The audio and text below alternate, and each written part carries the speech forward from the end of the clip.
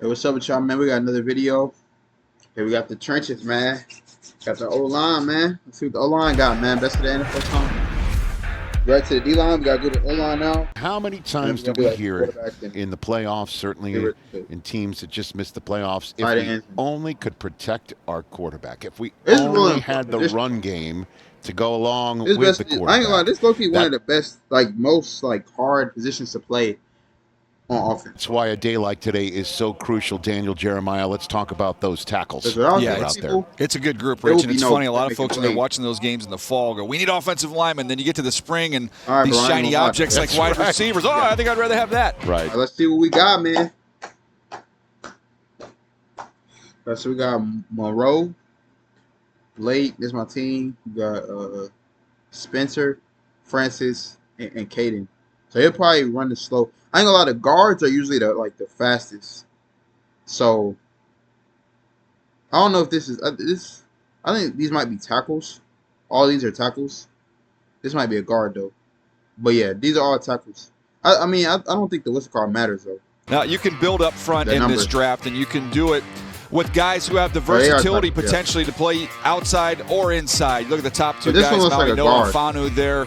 And then you've got three more I think we're going to see come off the board in the first round, 5 of the top 29 players. And when you get to Maui Noah, if you've watched Miami in their march to play in the national championship game, it was all about the line of scrimmage. We saw Ruben Bain on defense. Here it's Maui Noah on offense. Physicality, physicality, physicality. He can move you in the run game, and you can't get through his chest in pass protection. He's just too strong. And then Utah has been known as a place to produce offensive linemen. They're well coached, and they are very tough. Hey, there you go. Don't throw the ball a ton there, but they are going to run it, and Fanu is excellent at moving people in the run game. He's athletic out in space, and I think he has upside as a pass protector. Yet the offensive line. I'm telling you, bro, if he never blocked right here, this is a tackle. This is sack right here. He's athletic out in space, and I think he has upside as a pass protector. Yet the offensive line group that has picks for D-lineman, best prospect, at least on your draft board, the 13th overall, 11th, I don't want to downgrade, 11th overall prospect in your top 50 is an interior lineman,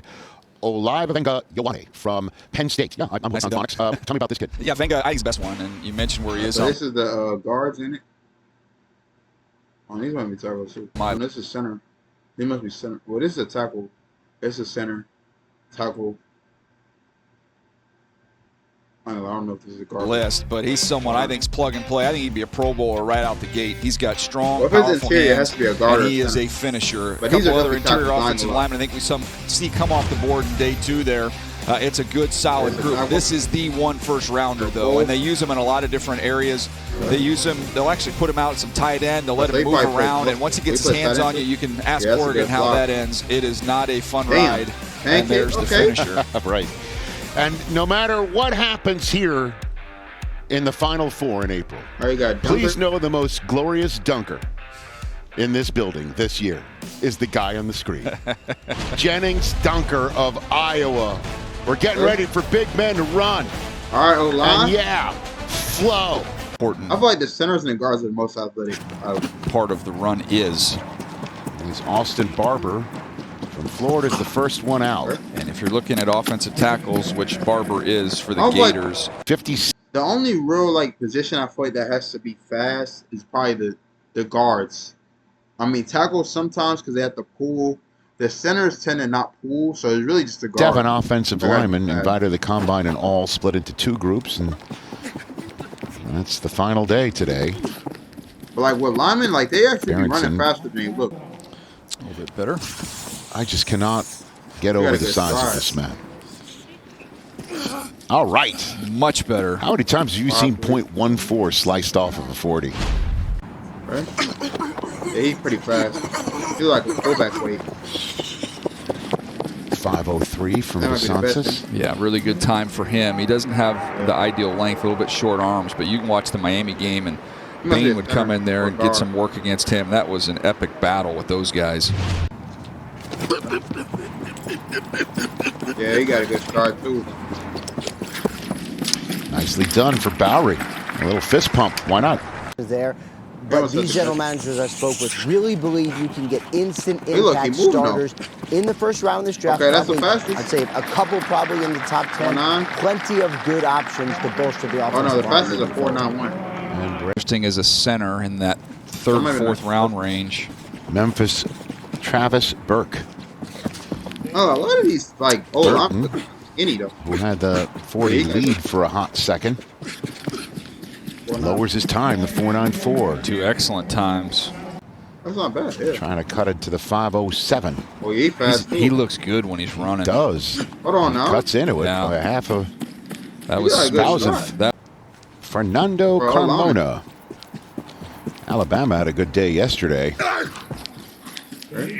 Line. Cage Casey. Got a decent stride too. Running on white turf. 5.21. Crownover's got 35 3/8 arms. Yeah. It's enormous. 5'1". I mean, we're going to be having this conversation about Bain for the next 2 months. I think the D-line Enrique Cruz of Kansas Jayhawks getting ready to go, and then in a few more runners, it'll be Jennings, Dunker. And guys, I'm curious, do you think that Frank Crum is sitting at home just like Xavier Worthy when he's watching all the guys run the 40s? He's trying to compare the mullets. He doesn't want to give up the rep. That's the best alignment time for him?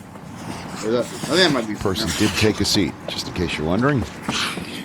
J.C. Davis for the 5.16. Stacy? Rich, he keeps coffee in his bag, Rich. Good to know.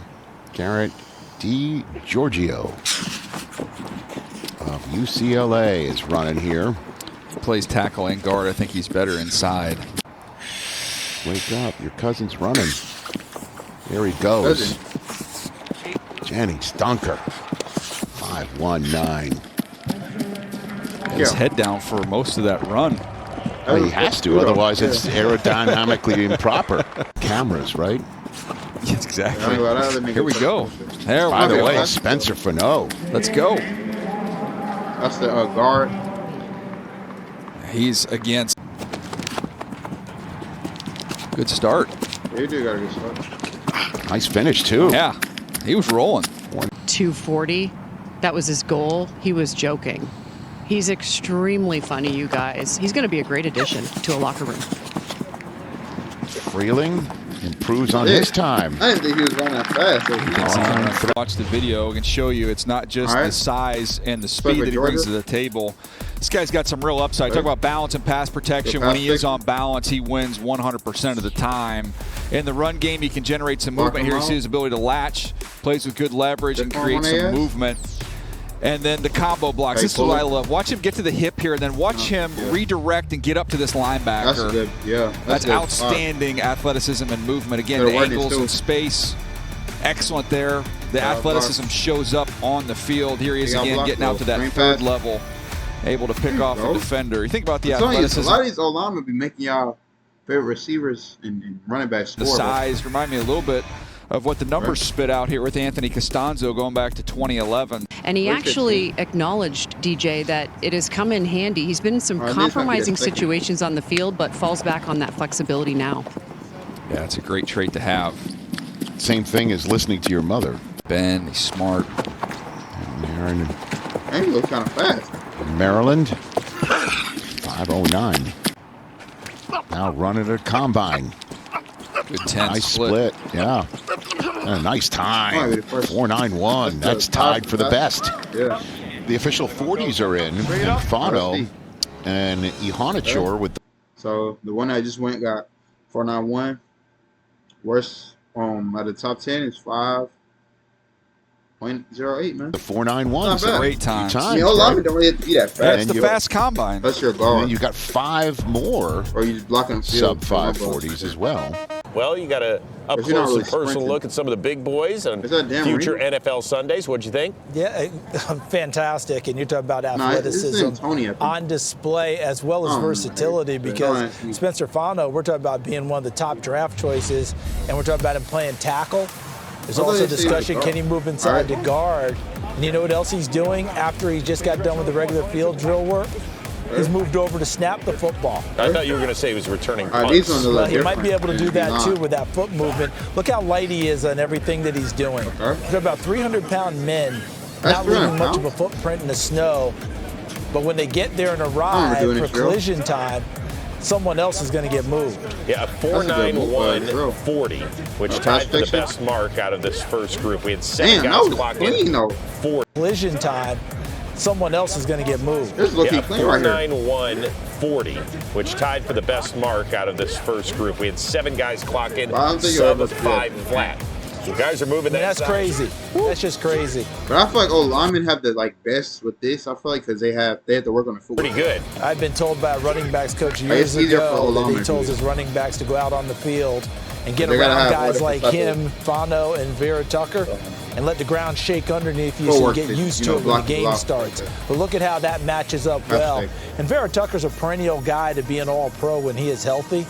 Fano, same type of athleticism. You had your eye on the 4 Texas A&M Aggies that we were going to see today, and what'd you think of Chase Basantis? Well, you heard our colleague Daniel Jeremiah say that Basantis not getting out of day 2. Likely second, third round pick and an immediate starter in this league. And you can see why. It's the movement skills. What you see on tape is what he also does when he moves people in the run game, protects in the pass game. Look how easily Skip pulls there and then gets upfield. And guess what? If you're the target downfield that's going to get hit after a 5-10-yard run, you're going. And you're going backwards and probably over. But look at him move. Look how he just slides so easily there.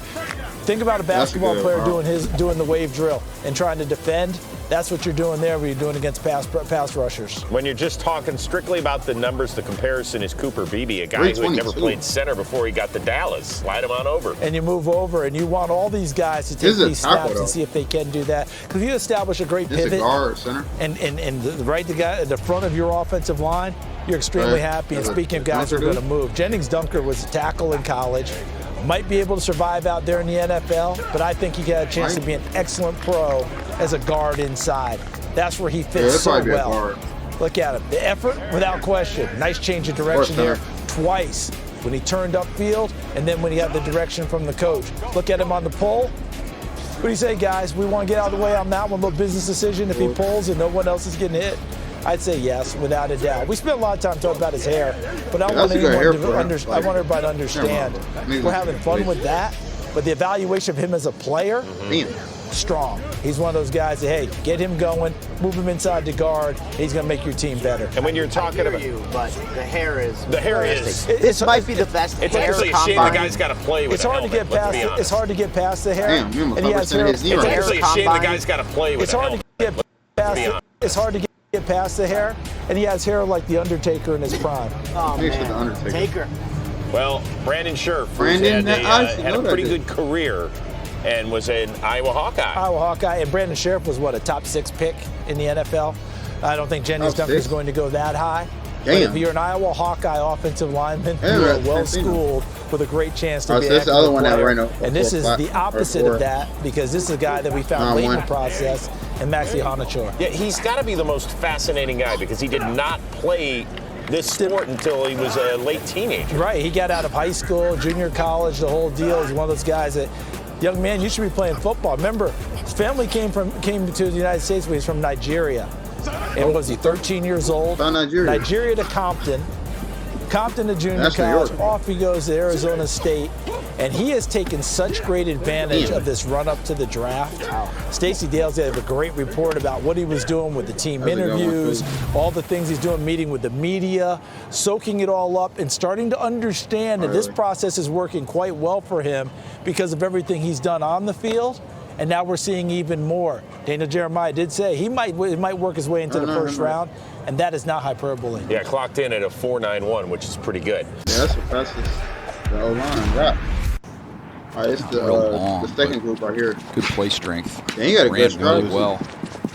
Well, his head didn't really move. Nice run. It's an excellent, really nice run. Like a guard or something. There he goes. How are these O-linemen get 5 plays? Solid 10. 5 flat. Zabel last year to the mix. Yep. That's my team. I think that Blake Miller went breathless that whole 40 there. He held it all the way through. As we look at Micah Morris from Georgia. Great split. Great split. Solid time there. Again, the 10-yard split is the number you're looking for. A Ramsius receiver earlier? The Ramsius receiver. And Stacy just detailed, I believe, to her. Oh, that's an extra pounds right here. And here we go. I don't know. I didn't even know you could be in a crowd for that. There he goes. Big man running. I know they had a crowd for this. He's got 11-inch hands. Here he goes. It's a smooth run. Arma J. Reed Adams of Texas A&M. Again, 13 Aggies here. I don't know what that is. I like this kid. Oh yeah, he is tough. That nigga a fullback. One of the nastiest linemen in the draft. I mean that in the nicest way possible. That nigga's a fullback. Drew Shelton. You're not fooling me, bro. There you go. Senior Bowl as well. Slaughter is the center. Skinny, man. He's not roll lineman for real. I had him graded as like a third, fourth round pick. He's another one that's got really good time. Bo Stevens, another Hawkeye. Interior lineman. Left guard. He's just only guard the center. Unless they like split it up between. But a lot of these people don't look. I don't know about what's our pace car situation for you here, Rich. Earlier today? Not one. We've had years though where we've had significantly slower than that. I know. One of our really good players blew his knee out over the weekend. Oh, jeez. Hold on, man. 5:02. 10. He like he might be faster than some of y'all. Of course, he might have a fight catch too. He's faster than y'all too. Let him go. I mean, how many times have you seen they be people looking like just they're running faster? Jam their arms back and go, get the whistle. Logan Jones ran a 4.9 flat. This group fantastic time. And Lomu got under 5. What? So, guess what? Not bad. Are we going to tell me that this was the fastest? The fastest group, yeah. Oh, this is the fastest group? The quarterbacks in this quarterback-driven league are the only ones. Wait, no, movement skills, because that's what it's all about. That's what it's all about, because if you're going to play tackle, you got to be able to dance with all those guys who are flying off the edge, who bring power off the edge, and movement skills. And Caleb Lomu talked very openly about how proud he was of not giving up a sack against his quarterback. These are the types of guys that you want out there that are saying, not on my watch, you're not getting to my QB. There you go. There you go. It'll be interesting to see where he ends up. One of the top tackles that's available on the board this year. But yeah, and you know, with he and Fano, both of them, do you wonder, do they move inside? We need to get some of these people, though. And I know that Fano took some of these alignment we needed after all these drills were over. And was proud of it. And was very proud of it. But look, you mentioned the Seahawks. Look at this. Yeah, Lucas is a guy that, he's battled injuries, obviously, throughout the start of his career. But when he's been healthy, he's been the opposite side of Charles Cross. He went in the third round, but he has been a steady player. Maybe another guard. Super Bowl champion. Steady and got paid this year, too.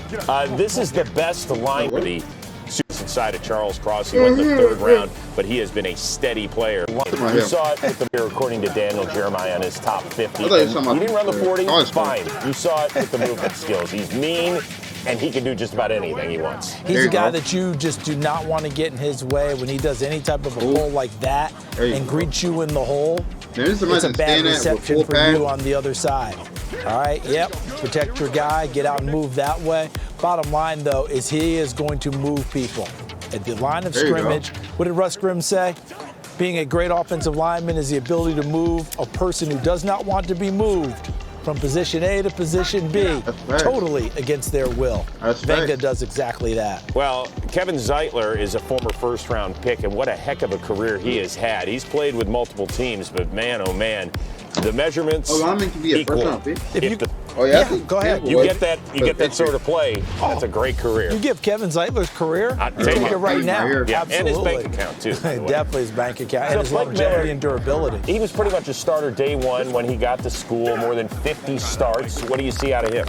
Well, you saw movement right there, which is terrific, right? But you also have a toughness element to him, and he's going to get in there and battle you on each and every snap. Look at him with the nice little pull to the corner. How'd you like to be a running back on a toss play and have him escorting you, coming down the line of scrimmage and blocking people?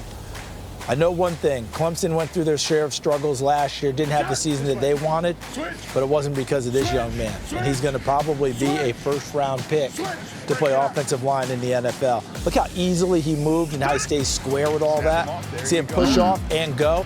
And remember, when you're hitting someone and pushing off, you're trying to make sure you stay balanced yourself. Don't get knocked off your own feet. Yeah, I don't have much advice because I didn't play NFL football, but I would just say stay out of this guy's way at 352 pounds. I mean, it's amazing that we're the same species as him.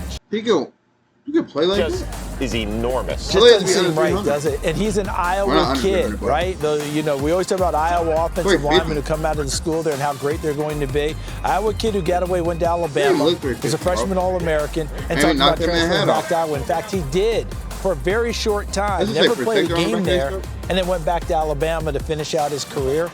Consistency is just going to be the key for him. If he's consistent and on his game, to me, he fits the Detroit Lions so well. It's almost central casting if he were to end up there. Yeah, he made 39 starts at Alabama. Emmanuel Pregnant, he made 51 collegiate starts. Is he a plug-and-play guy? I think so. Look at that size. Look at the physique. He's also going to be a guy that you're going to say, okay, if we are a team that's what we call gap scheme and we just want to move people, take a look at him. Yeah. Absolutely going to get that part of it done for you. Yeah. But remember, he's played at Oregon, so he understands the necessity for speed, quickness, and movement skills, because that's what Oregon is built on, has been for a while, and continues under Dan Lanning.